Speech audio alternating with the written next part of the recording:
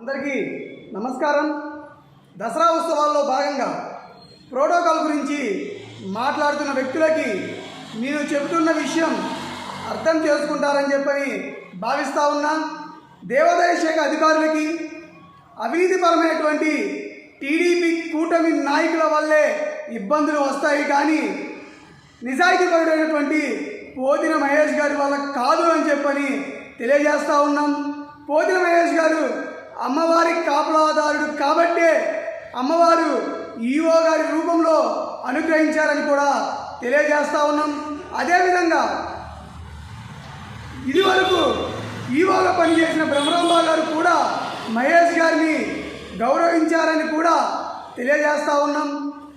మహేష్ గారిని గౌరవించారని అధికారులని ఇబ్బంది పెట్టాలని చూస్తే అమ్మవారి ఆగ్రహానికి గురికాక తప్పదు అని కూడా తెలియజేస్తూ ఉన్నాం. పశ్చిమ ఎమ్మెల్యే సుజనా చౌదరి గారు అమ్మవారి ఆలయానికి ₹1 కోటి నష్టం చేస్తూ ఉన్నారు. ఎందుకంటే రోజుకి 100కి 1000కు పైగా విఐపి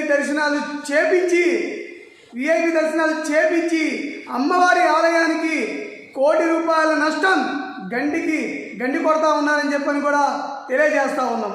రథం సెంటర్ నుంచి వినాయకుడి గుడి వరకు కూడా అనేక స్వచ్ఛంద సేవా సంస్థల వారు అన్నప్రసాద వితరణ పేరిట కలెక్టర్ గారు ఇప్పటికీ కూడా వారికి మంజూరు చేయలేదు. అంటే స్వచ్ఛంద సేవా సంస్థలందరూ కూడా దీని వెనక సుజనా చౌదరి గారి హస్తం ఉంది అని చెప్పని కూడా భావిస్తూ ఉన్నారు. స్వచ్ఛంద సేవా సంస్థల వారిని సుజనా ఫౌండేషన్ పేరిట సేవా కార్యక్రమాలు చేయాలని చెప్పని కూడా బ్లాక్మెయిలింగ్ చేస్తూ ఉన్నారని చెప్పని ఆరోపణలు వస్తూ ఉన్నాయి. అదేవిధంగా 2 నెలల క్రిందట సుజనా చౌదరి గారు తన కుటుంబ సభ్యులతో కలిసి అమ్మవారి దర్శనానికి వచ్చే సమయంలో సుజనా చౌదరి గారి కుటుంబ సభ్యులు 25 నిమిషాలు ఆలస్యంగా వస్తే క్యూ లైన్లను నిలుపుదల చేసిన మాట వాస్తవా కాదా అని చెప్పని కూడా అడుగుతూ ఉన్నాం. అదేవిధంగా రేపు రాబోయే 4 రోజులు కూడా అమ్మవారి ఆలయానికి కీలకమైన రోజులు. అధికారులందరూ కూడా సమన్వయంతో పనిచేసి అటు సామాన్య